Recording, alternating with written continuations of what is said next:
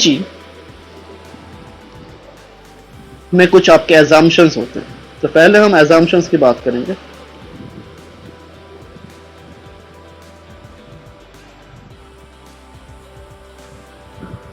तो पहला जो आपका assumption है that is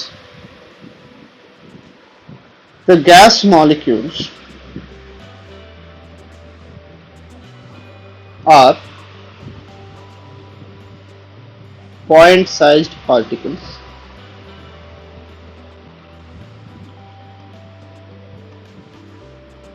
and they move around randomly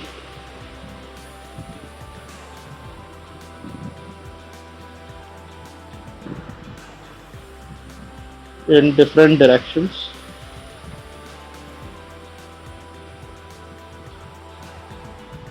with random speeds।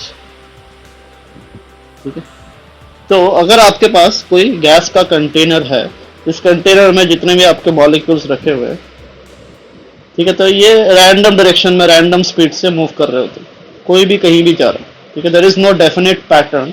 यहाँ पे आप कोई पैटर्न नहीं ढूंढ सकते कि किस डायरेक्शन में कौन जा रहा है। ठीक है, तो कोई भी कहीं भी जा रहा होता है। तो इस टाइप के मोशन को हम क्या बोलते हैं? This type of motion is known as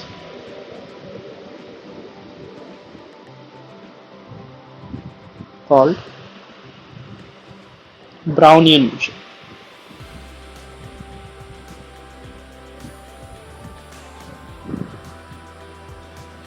ठीक है, तो ये हमारा पहला अजम्पशन था।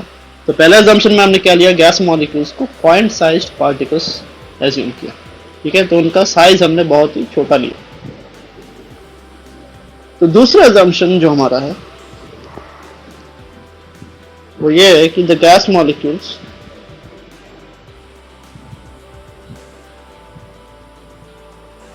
Collide elastically.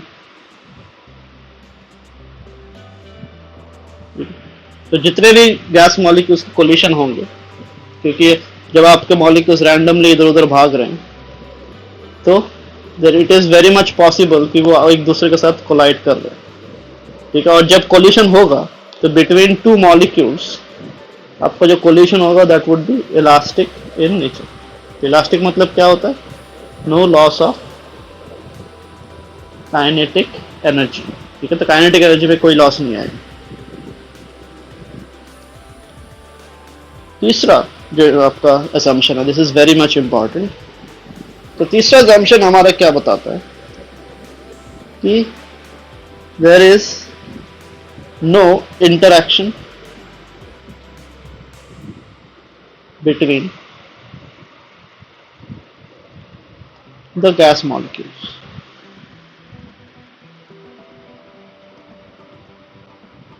अब ये सुनने में जितना आपका छोटा है, इसके जो इम्प्लीकेशंस है या फिर इसके जो कंक्लूशंस है वो बहुत ही ज़्यादा इम्पॉर्टेंट है। तो अभी यहाँ पे आप ध्यान दो कि इंटरैक्शन का मतलब क्या है। इंटरैक्शन फिजिक्स में फोर्स कहलाता है। ठीक है, तो इंटरैक्शन का बेसिक मीनिंग होता है फोर्स। तो अगर there is no interaction between the gas molecules, ठीक है, तो ये जो गैस मॉलिक्यूल्स आपके इधर उधर भाग रहे हैं, ठीक है, तो दोनों एक दूसरे पे कोई भी फोर्स एक्स्ट्रा नहीं लगा रहा, मतलब कि there is no non contact force between them. ठीक है, नॉन कॉन्टैक्ट यानी ना तो इन दोनों के बीच ग्रेविटेशन है, ना तो इन दोनों के बीच इलेक्ट्रोस्टैटिक रिपल्शन है, कुछ भी नहीं है।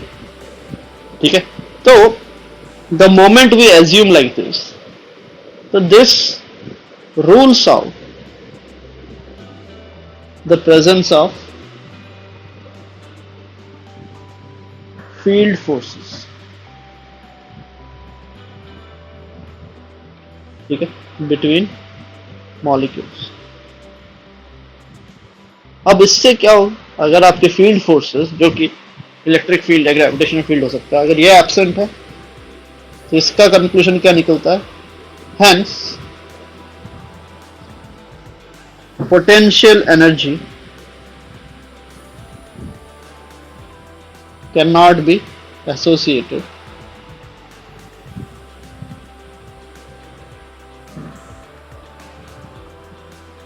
with ATG। ठीक है, तो पोटेंशियल एनर्जी की खासियत क्या है? पोटेंशियल एनर्जी हम हमेशा फील्ड फोर्सेस के साथ ही एसोसिएट करते हैं। तो अगर आपके पास फील्ड फोर्स नहीं है तो पोटेंशियल एनर्जी जो टर्म है ये आपका कभी आएगा ही नहीं। ठीक है, तो पोटेंशियल एनर्जी आपका तभी आएगा जब आपके पास फील्ड फोर्स है। तो जैसे आपने लिखा कि there is no interaction between the gas molecules, तो फील्ड फोर्सेस आपके एब्सेंट हो गए। फील्ड फोर्सेस एब्सेंट है तो पोटेंशियल एनर्जी भी आपका ऑटोमेटिकली एब्सेंट हो जाएगा। तो इसका मतलब क्या है? This means the energy of the gas container is in the form of kinetic energy only। ठीक है, तो अगर मैं टोटल एनर्जी की बात करूं तो टोटल एनर्जी किसके बराबर होगा? Sum of kinetic energy of all molecules. तो सारे मॉलिक्यूल्स का काइनेटिक एनर्जी अगर मैं निकाल लूं और उनका सम कर दूं तो मुझे पूरा गैस कंटेनर में कितना एनर्जी स्टोर्ड है वो हमें मिल जाएगा। ठीक है, तो this is very much important. तो ये आगे आपका बहुत काम आएगा जब हम इंटरनल एनर्जी टर्म सीखेंगे।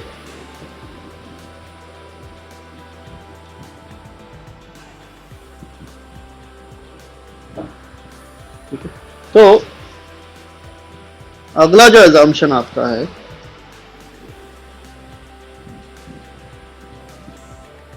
the gas molecules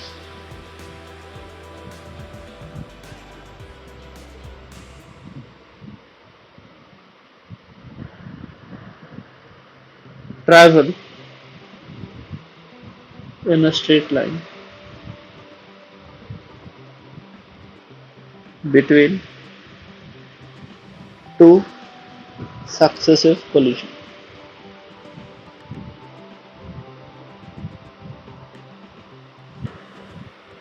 And this path is known as free path। ठीक है, तो फ्री पाथ क्या है? दो सक्सेसिव कोलिशन के बीच गैस मॉलिक्यूल स्ट्रेट लाइन में मूव करते हैं। जितना डिस्टेंस वो स्ट्रेट लाइन में मूव किया इसको हम क्या बोलते हैं? This is termed as free path. ठीक है,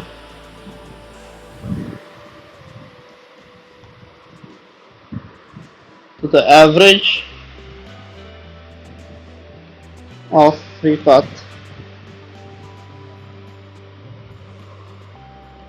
of all molecules is termed as mean free path, and the average time spent between two successive collisions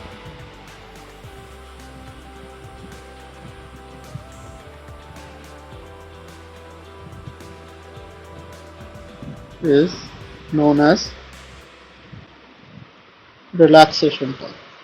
ठीक है, तो कितने टाइम के लिए आपके मॉलिक्यूल्स रिलैक्स्ड हैं। तो मेजर एजम्पशंस आपके यही हैं। तो अब देखते हैं कि केटीजी से क्या क्या चीजें डिराइव कर सकते हैं। सबसे पहला है प्रेशर एक्सर्टेड बाय गैस।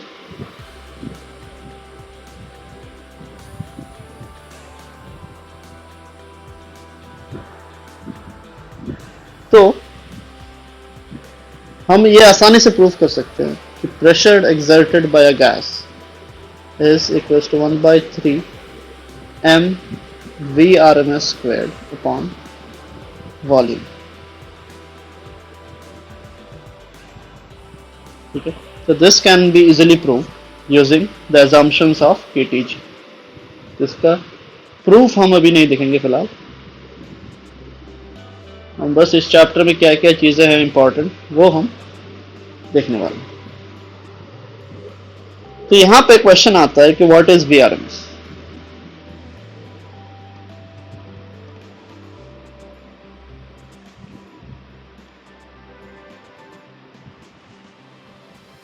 तो वीआरएमएस क्या है? वीआरएमएस को हम बोलते हैं root mean square velocity.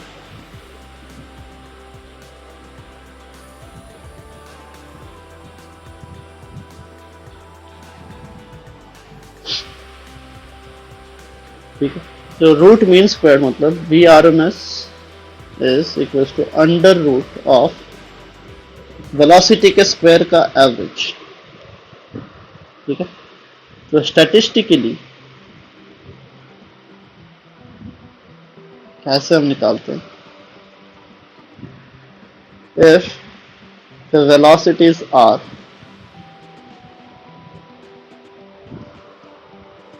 v1 v2 v3 and v4, अगर ये हमारे वेलोसिटीज है तो स्टैटिस्टिकली हम क्या बोल सकते हैं? वी आर एम एस कैसे निकालें? सबसे पहले हमें वी स्क्वायर का एवरेज निकालना पड़ेगा, मतलब इंडिविजुअल को स्क्वायर किया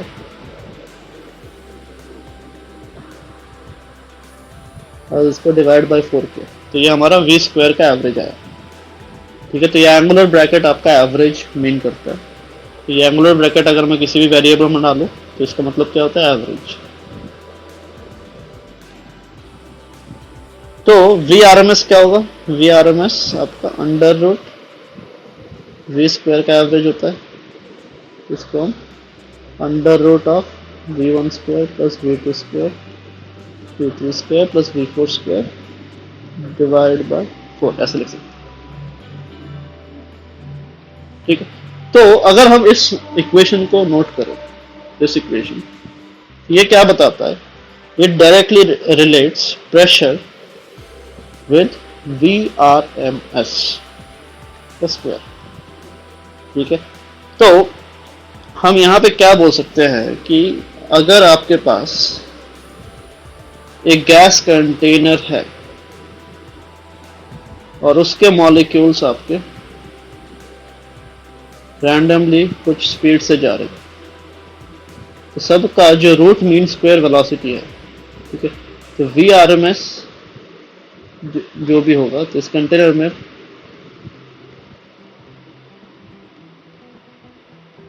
ये पार्टिकल्स आपके इधर उधर जा रहे हैं,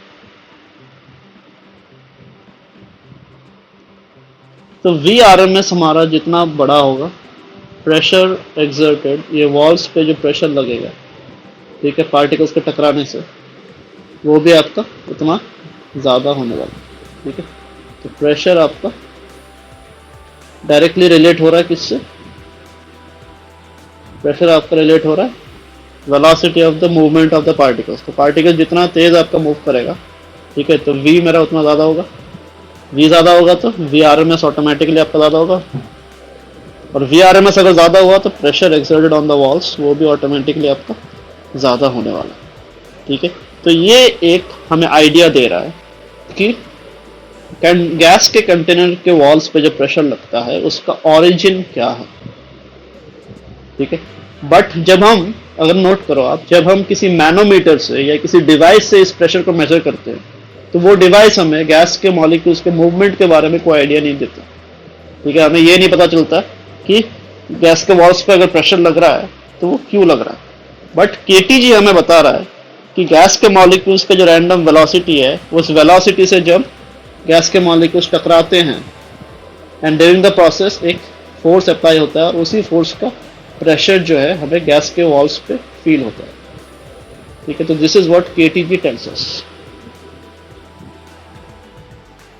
तो जैसे आपका यहां पे अगर आप नोट करो, यहां पे m क्या है? m is the total mass of the gas.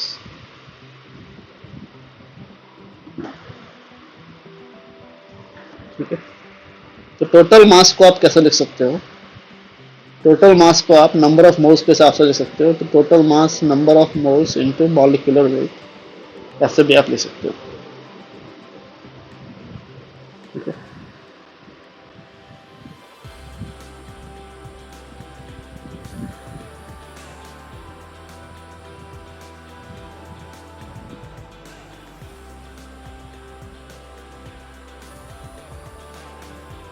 तो जैसे ही ये इक्वेशन हमारा प्रूफ हुआ, उसके बाद फौरन हमारा आइडियल गैस इक्वेशन जो है वो भी हमारा प्रूफ होगा। ठीक है, तो आइडियल गैस इक्वेशन अगर आपसे पूछे कि कहाँ से आया, तो ये केटीजी का ही देन है। तो आइडियल गैस इक्वेशन हम जानते हैं, PV equals to N R T. तो ये जो इक्वेशन है, this famous ideal gas equation has its origin from this particular equation which is derived from KTG। तो जैसे ही आपका आइडियल गैस का इक्वेशन निकल के आता है, तो हम निकाल सकते हैं यहां से कि इसको अगर मैं इक्वेशन 1 डिनोट करूं, पुटिंग इसको अगर मैं इक्वेशन 2 डिनोट करूं, 2 in 1, हमारा क्या बनता है, पीवी इक्वल्स टू निकल कर आता है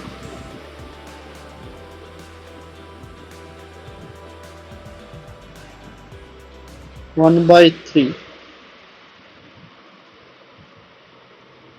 या फिर आप पूरा ही लिख देता हूँ मैं, वी आर एम एस आपका ओवरऑल निकल कर आता है √3RT/m0।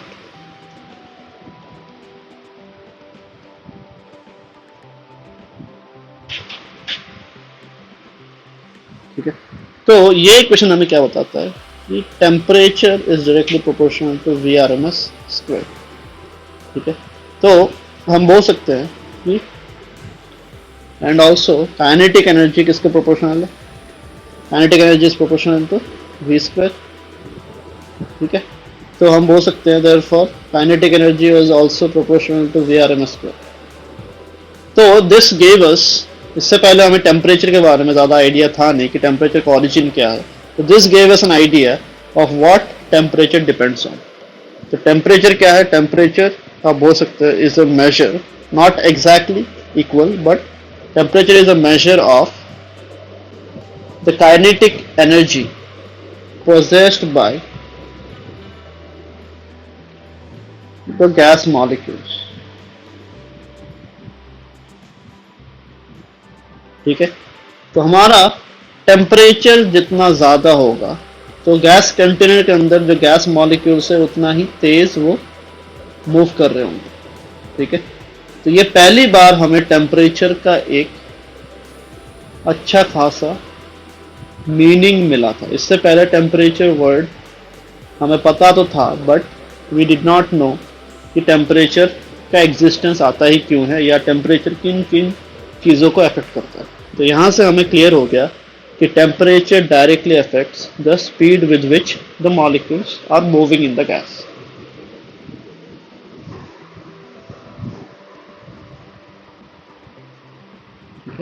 तो यहाँ पे हमारे जैसे हमारा स्टार्ट हमने किया था कि केटीजी किन किन चीज़ों से डील करता है, तो यहाँ पे हमारा निकल गया कि केटीजी प्रेशर, वॉल्यूम और टेम्परेचर को मॉलिक्यूल्स के, गैस मॉलिक्यूल्स के मूवमेंट के हिसाब से इन चीज़ों को एक्सप्लेन करता है। ठीक है,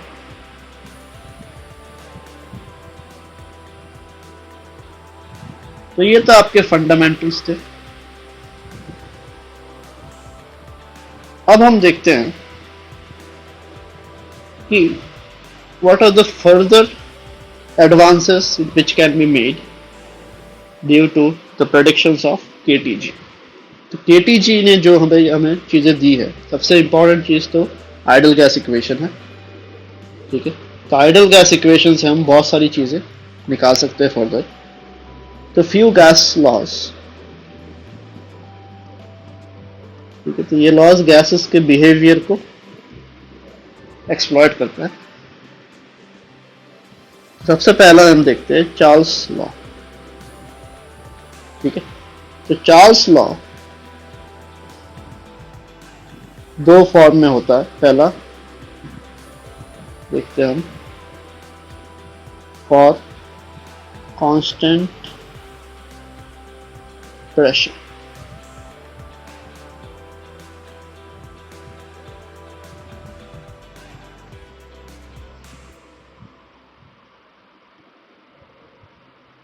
तो इफ प्रेशर इज कांस्टेंट, ठीक है, इसको हम K के बराबर मान लेते हैं, then PV equals to nRT। इस इक्वेशन में हम क्या लिख सकते हैं, P कांस्टेंट है, तो आपका V जो है उसको हम लिख सकते हैं N/R into P into T, ठीक है। अब अगर आप नोट करो, this entire thing is also a constant, ठीक है। N हमारा नंबर ऑफ मोल्स है, R हमारा गैस कांस्टेंट है यूनिवर्सल, और ये प्रेशर जो कि हमारा कांस्टेंट ऑलरेडी हमने मान रखा है, तो this entire term is again a constant. इसको हम लिख सकते हैं C इंटू टी, ठीक है। तो इस यहाँ पे हमारे वेरिएबल्स कौन है, V और T हमारे वेरिएबल्स, तो इनको हम एक ग्राफ में प्लॉट कर सकते हैं।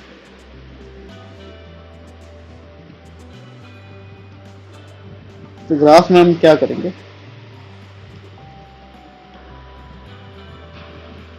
हम y एक्सिस में वॉल्यूम पे रखते हैं और x एक्सिस में टेम्परेचर को रखते हैं।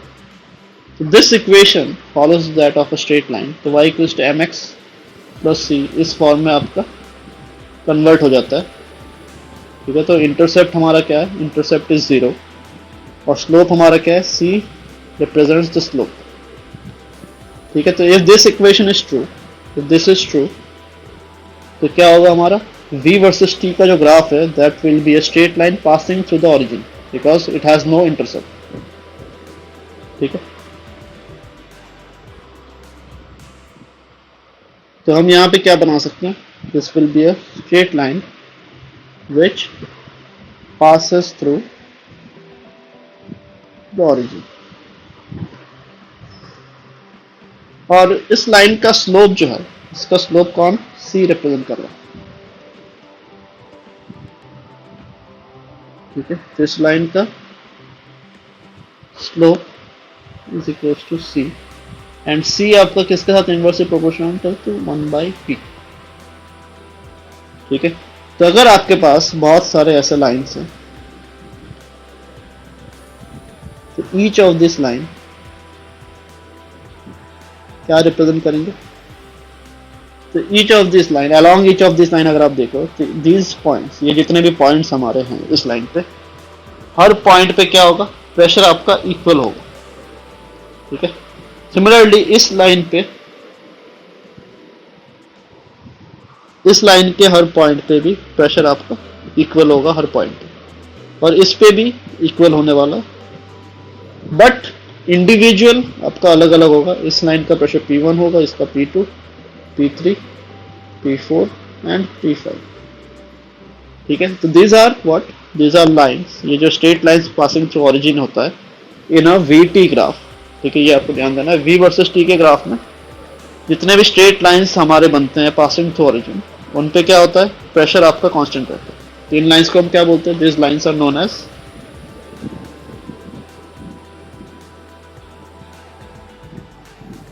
as isobars, ठीक है। तो अगर हम, ये भी हमें पता है, you already know कि C is inversely proportional to P, तो स्लोप हमारा जितना कम होने वाला है, प्रेशर हमारा उतना ही ज्यादा होगा, ठीक है। तो स्लीव हमारा जितना कम, प्रेशर उतना ही ज्यादा। तो यहाँ पे हम P1, P2, P3, P4 और P5 में एक रिलेशन ढूंढ सकते हैं। तो रिलेशन क्या बनेगा, रिलेशन हमारा होगा P1 आपका लीस्ट होने वाला, सॉरी ग्रेटेस्ट होने वाला, P2, P3, P4 and P5। This is the basic relation between isobaric line, ठीक है। तो लाइन आपका जितना नीचे होगा, प्रेशर उतना ही ज्यादा।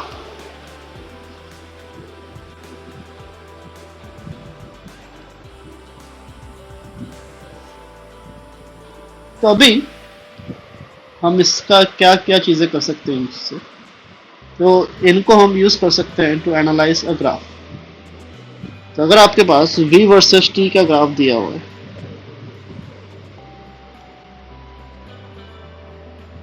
ठीक है, और उसमें मैं एक पॉइंट उठाता हूँ ए, और दूसरा पॉइंट हम उठाते हैं बी। तो स्ट्रेट अवे इस ग्राफ से आपको क्या क्या चीजें मिलेगी, आप अगर प्रोजेक्शंस उठाओ, ठीक है, तो you can easily comment about the pressure and the volume of the points A and B. ठीक है, तो यहां से आपको स्ट्रेट अवे मिल जाएगा कि V A is greater than V B and also T B is greater than T A. तो ये तो हमें स्ट्रेट मिल गया, बट क्वेश्चन है कि व्हाट अबाउट प्रेशर। ठीक है, तो यहां पे ये जो हमारे आइसोबार्स, ठीक है, तो ये आइसोबार्स आपको, ये हिडन वेरिएबल मतलब v वर्सेस t के ग्राफ में v और t आपको स्ट्रेट अवे दिखेगा। ठीक है, v और t आपको स्ट्रेट अवे दिखने वाला है, बट प्रेशर जो है, ठीक है, प्रेशर आपका हिडन वेरिएबल। ठीक है, तो यहां पे आप using the concept of isobars आप प्रेशर को भी बता सकते हो, पॉइंट ए का प्रेशर और बी का प्रेशर को कंपेयर कर सकते हो। तो आप क्या करोगे, आप एक स्ट्रेट लाइन बनाओगे passing through origin and B, और दूसरा स्ट्रेट लाइन आप बनाओगे passing through origin and A. तो इसका प्रेशर क्या होगा, पी बी, इसका प्रेशर होगा पी ए। ठीक है, तो अब सिंस हमने ये देख लिया था कि लाइन हमारा जितना नीचे होगा प्रेशर हमारा उतना ज़्यादा, तो हम ये भी बोल सकते हैं कि P B is greater than P A. ठीक है, तो ये आइसोबार्स आपको हिडन वेरिएबल निकालने में हेल्प करेगा।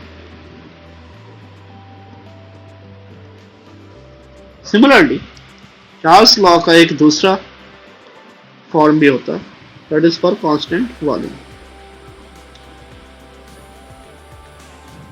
ठीक है, तो कांस्टेंट वॉल्यूम के लिए तो क्या होगा, इफ V is constant, तो from PV equals to nRT आप क्या लिख सकते हो, आप लिख सकते हो कि pressure is nR by V into T, और अभी ये वाला जो टर्म है सिमिलरली आपका कांस्टेंट बन जाएगा। तो प्रेशर आपको क्या आ गया, pressure can be written as C into T, and C is inversely proportional to volume। तो स्लोप, तो यहाँ पे वापस अगर मैं ग्राफ बनाऊं P वर्सेस T का,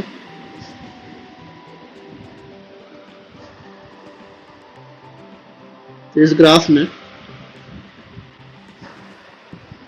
जो भी स्ट्रेट लाइन होगा पासिंग थ्रू द ओरिजिन,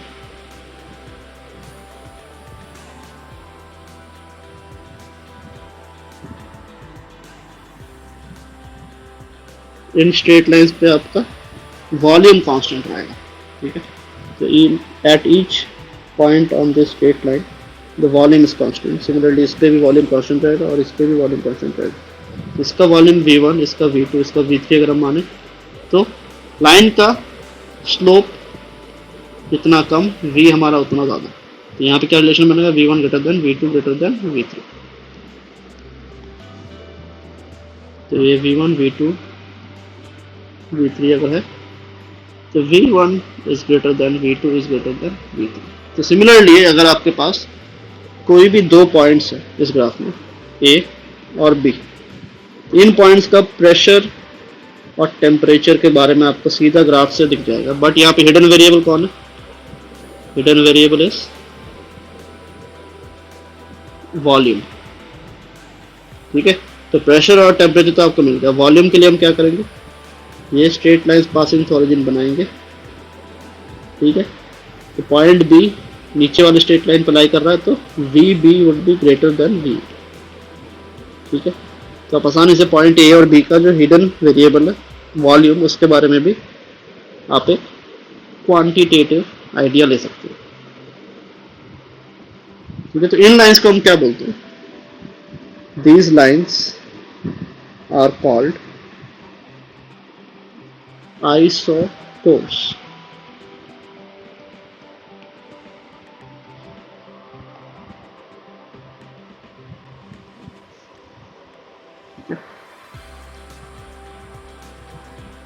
अगला जो हमारा गैस लॉ है दैट इज बॉयल्स लॉ।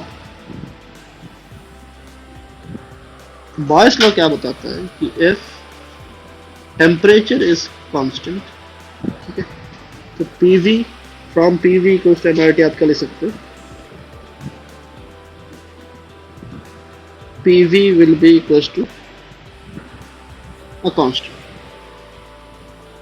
ठीक है, बिकॉज टेम्परेचर कांस्टेंट हो गया, एन और आर हमारे ऑलरेडी कांस्टेंट, टेम्परेचर कांस्टेंट हो गया, तो पूरा टर्म आपका कांस्टेंट बन गया सी। तो इसका मतलब क्या है, P is C by V, आप ले सकते हैं P इज इनवर्सली प्रोपोर्शनल टू वॉल्यूम। तो अगर टेम्परेचर हमारा कांस्टेंट हुआ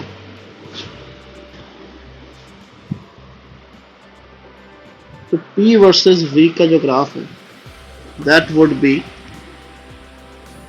एन रेक्टेंगुलर हाइपरबोला, ठीक है। तो इस ग्राफ पे हर पॉइंट का टेम्परेचर आपका सेम होगा, ठीक है। सिमिलरली एक और रेक्टेंगुलर हाइपरबोला अगर मैं लूं तो इस पे भी हर पॉइंट का टेम्परेचर आपका सेम होने वाला है, सेम गोस फॉर दिस होता है।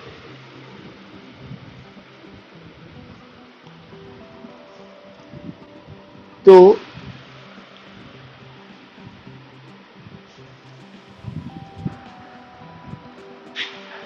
इन लाइंस को हम क्या बोलेंगे, ये अगर टी ए है, ये टी बी, ये टी सी और ये टी डी, तो these lines are known as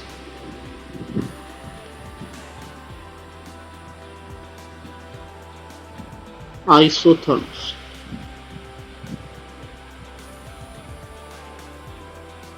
और आइसोथर्म्स की खासियत क्या है, ओरिजिन से आइसोथर्म हमारा जितना दूर होगा, ठीक है, further the isotherm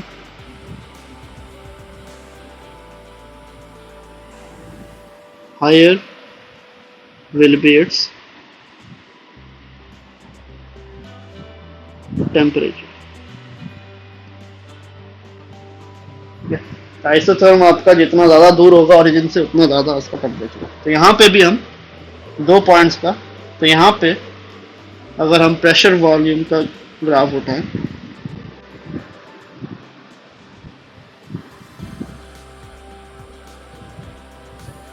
pressure volume के ग्राफ में अगर हमारे पास दो पॉइंट्स हैं ए और बी, तो इनके बारे में हमें प्रेशर और वॉल्यूम तो स्ट्रेट अवे ग्राफ से मिल जाएगा, बट जो हमें नहीं मिलेगा दैट इज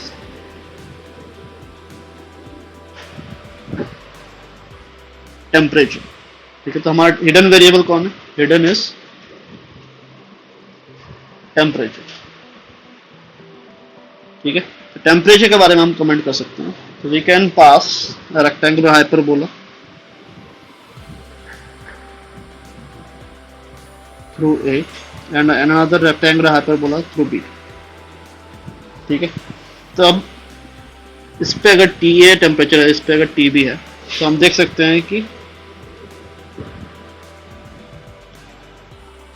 TB आपका TA से बड़ा होगा, बिकॉज TB का जो डिस्टेंस है ओरिजिन से, TB आपका ज़्यादा दूर है और TA आपका ज़्यादा पास है,